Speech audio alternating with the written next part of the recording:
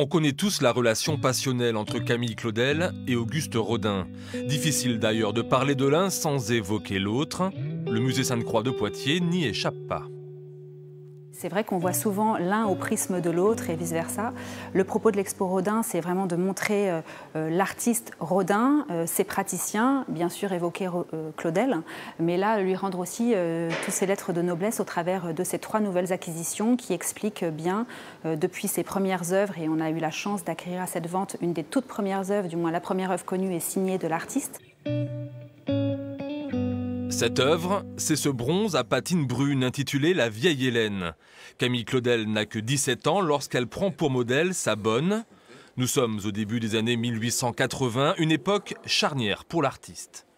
C'est l'époque où Rodin vient d'obtenir la commande pour la fameuse Porte de l'Enfer. Il va constituer son atelier qui va l'aider dans ses réalisations. Et c'est sensiblement l'époque à laquelle il rencontre justement la jeune Claudel, qui est déjà en pleine maîtrise de son art, et on en prend ici toute la teneur.